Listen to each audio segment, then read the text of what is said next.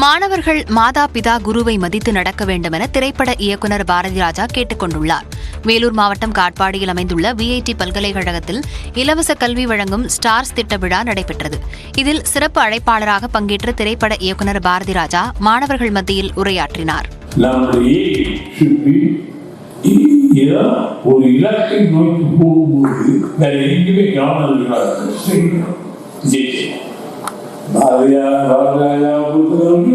ஓரளவுக்கு நமக்கு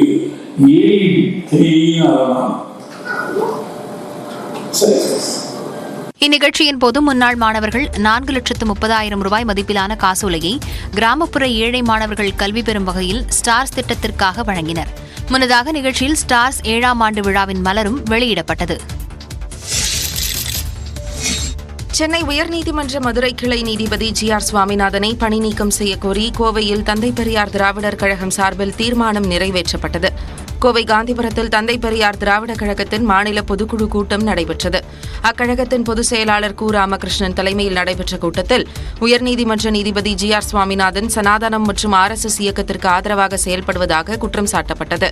எனவே அவரை பணி நீக்கம் செய்யக்கோரி கூட்டத்தில் தீர்மானம் நிறைவேற்றப்பட்டது.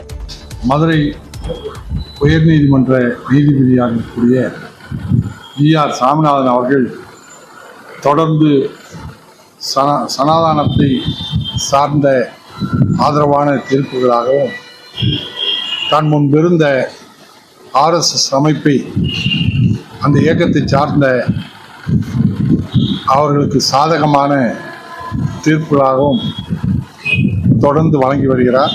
உயர்நீதிமன்றத்தில் தாக்கல் செய்யப்படும் மனு மீது GR சுவாமிநாதன் சட்டத்திற்கு புறம்பாக பாரபட்சத்துடன் செயல்படுவதாக தந்தை பெரியார் கழகம் குற்றம் சாட்டியுள்ளது. அண்மையில் கரூர் கோயில் திருவிழாவில் சாப்பிட்ட இலை மீது பக்தர்கள் உருண்டு நேர்த்திக்கடன் செலுத்துவதற்கான தடையை GR சுவாமிநாதன் விலக்கியதை கண்டித்து திராவிட விடுதலைக் கழக தலைவர் கொளத்தூர் மணி உச்சநீதிமன்ற தலைமை நீதிபதிக்கு புகார் கடிதம் எழுதியிருந்தது குறிப்பிடத்தக்கது.